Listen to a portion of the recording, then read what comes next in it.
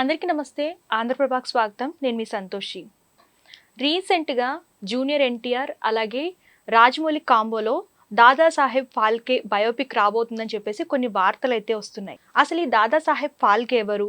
అసలు ఈ బయోపిక్ నిజంగానే వస్తుందా? దీని గురించి మనకి క్లియర్‌గా వివరించడానికి మనతో సీనియర్ ఫిల్మ్ జర్నలిస్ట్ అయినటువంటి నారాయణ రాజ్ సార్ ఉన్నారు.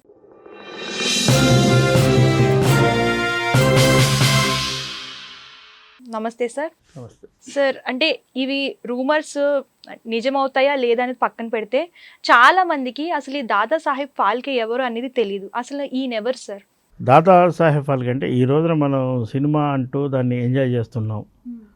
సినిమా పట్ల కొన్ని కోట్ల మంది ఆకర్షితులవుతున్నారు. అసలు సినిమా ఇండియాలో పుట్టడానికి, ఇండియాలో తొలి సినిమా రావడానికి ఆద్యుడు దాదాసాహెబ్ ఫాల్కే. ఆయన స్వతహాగా ఆయన ఫోటోగ్రాఫర్. అప్పుడే ఆయనకు విదేశాల్లో సినిమాలు రూపొందడం, అక్కడ థియేటర్లో రిలీజ్ కావడం, వివిధ న్యూస్ పేపర్ల ద్వారా ఆయన దృష్టికి వచ్చినప్పుడు దాని మీద కొంత ఆసక్తి నెలకొండి దానికి సంబంధించిన ప్రాథమిక సమాచారం తెలుసుకొని ఆయన రాజా హరిశ్చంద్ర అనే 1913లో ఆ సినిమాని తీశాడు. అదే ఇండియాలో తొలి సినిమా. తొలి సినిమాకు బీజం వేసింది దాదాసాహెబ్ కాబట్టి ఇప్పటికీ మనం దాదాసాహెబ్ ఫాల్కే అనగానే ఆయన రూపొందించిన రాజా హరిశ్చంద్ర సినిమానే గుర్తు చేసుకోవాలి. ఆ సినిమా తర్వాతనే ఇండియన్ మేకర్స్లో ఒక ఆలోచన వచ్చి ఆ తర్వాత సినిమా నిర్మాణం చేపట్టడం, ఆ తర్వాత థియేటర్లు రావడం, ఆ సినిమా విస్తృతంగా పెరిగి ఈరోజు దేశాన్ని ప్రజలను ప్రభావితం చేసే స్థాయికి వెళ్ళడానికి బీజం వేసిన వ్యక్తి దాదాసాహెబ్ ఫాల్కే. ఇంత కంట్రిబ్యూషన్ ఆయన ఇచ్చారు కాబట్టి ఆయన పేరు మీద ఆయన గౌరవార్థం కేంద్ర ప్రభుత్వం సహజంగా నేషనల్ ఫిల్మ్ అవార్డ్స్ ఇస్తుంటుంది.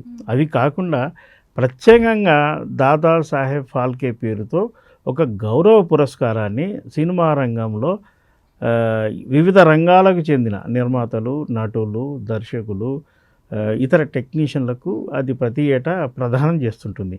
అంత ప్రతిష్టాత్మకమైన పురస్కారం దాదాసాహెబ్ ఫాల్కే. సార్, అంటే ఇప్పుడు రీసెంట్గా ఒక వార్త అయితే హల్చల్ చేస్తుంది. రాజమౌళి దాదాసాహెబ్ ఫాల్కే బయోపిక్ తీయబోతున్నారని, అలాగే అందులో జూనియర్ ఎన్టీఆర్ నటించబోతున్నారని చెప్పేసి చాలా వార్తలు అయితే వస్తున్నాయి. ఫ్యాన్స్ కూడా కొన్ని అంటే ఏఐ ద్వారా కొన్ని ఫొటోస్ అనేవి రిలీజ్ చేస్తున్నారు. సో ఇందులో నిజం ఎంతవరకు ఉంది? ఒకవేళ తీసే ఛాన్స్ ఉందా? అందులో ఎన్టీఆర్ యాక్ట్ చేసే ఛాన్స్ ఉందంటారా? ఇప్పుడు ఇండియన్ సినిమా గొప్పతనం గురించి రాజమౌళి ఒక సినిమా తీయాలని అనుకున్నది వాస్తవం. అది ఈ రోజున కాదు, చాలా నాకు తెలిసి 1 year బ్యాకే ఆయన సినిమాకు సంబంధించి ఒక ప్రకటన కూడా చేశారు. ఆ సినిమాకి ఆయన డైరెక్టర్ కాదు, కేవలం ప్రొడ్యూసర్ మాత్రమే.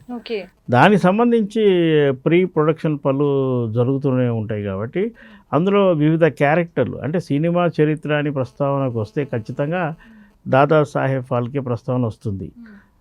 ఆ క్రమంలో ఆ క్యారెక్టర్ ఆ సినిమాలో ఉంటుంది కాబట్టి దాన్ని ఎవరి చేత చేయించాలనే ఆలోచన రాజమౌళికి వచ్చి ఉండొచ్చు.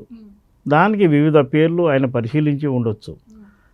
అందులో భాగంగా ఎన్టీఆర్ పేరు తెరపైకి వచ్చింది అని మనకు వినిపిస్తున్న వార్త. అది నిజమా కాదా అనేది మనం ఇప్పుడే చెప్పలేం, కానీ ఎన్టీఆర్ తన ఎలాంటి పెర్ఫార్మెన్స్ అయినా చేయగలడు. అంటే అది దాదాసాహెబ్ ఫాల్కే కాదు, ఆయన కొన్ని సినిమాల్లో మనకు పురాణ పాత్రల్లో భీముడు, దుర్యోధన లాంటి క్యారెక్టర్లు కూడా ఆయన సులువుగా చేశాడు కదా. యమధర్మరాజు క్యారెక్టర్ కూడా చేశాడు. కాబట్టి పెర్ఫార్మెన్స్ పరంగా దాదాసాహెబ్ ఫాల్కే అంటే బయోపిక్ లాంటి క్యారెక్టర్ అది. కాబట్టి అలాంటి క్యారెక్టర్ ఆయన సులువుగా సునాయాసంగా చేయగలుగుతాడు. ఎన్టీఆర్ను కన్ఫర్మ్ చేశారా లేదా అన్నది మనకు తెలియదు, కానీ ఒక ప్రచారంలో ఉన్నది దాదాసాహెబ్ ఫాల్కే క్యారెక్టర్ కనుక ఎన్టీఆర్ చేస్తే అది సరైన నిర్ణయమే అవుతుంది. రాజమౌళికి ఖచ్చితంగా తెలుగు ఆర్టిస్టులు ఎవరు ఎలాంటి వాళ్ళు అనేది ఆయనకు బాగా అవగాహన ఉంది కాబట్టి ఆయన ఎన్టీఆర్ని చూజ్ చేసుకుంటే మాత్రం అది సరైన నిర్ణయమే. సార్, ఇది ఈ సినిమాకి నేమ్ కూడా పెట్టారు, మేడ్ ఇన్ ఇండియా అని చెప్పేసి. సో ఇదే పేరుతో ఈ సినిమా రాబోతుందా సార్? అంటే ఇప్పుడు ప్రాథమికంగా ఒక సినిమా అనౌన్స్ చేసేటప్పుడు వర్కింగ్ టైటిల్ అని ఈ మధ్య కొన్ని పెట్టేస్తున్నారు, మేడ్ ఇన్ ఇండియా. అయితే అది చివరి వరకు ఆ సినిమా అసలు మొదలయ్యి షూటింగ్ చేసుకొని ఆ తర్వాత ప్రీ ప్రొడక్షన్ చేసుకొని అన్ని పోస్ట్ ప్రొడక్షన్ చేసుకొని ఇవన్నీ అయిపోయాక కదా సినిమా వచ్చేది.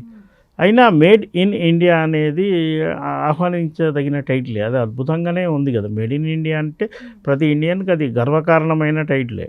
ఇండియాలో తయారయ్యే ఏ ప్రోడక్ట్కైనా మేడ్ ఇన్ ఇండియా అనే పెడతాం కదా, అదే టైటిల్ అయినా కూడా అది ఆహ్వానించదగిందే, అది అద్భుతమైన టైటిల్గానే మనం చెప్పుకోవాలి. Okay, thank you sir.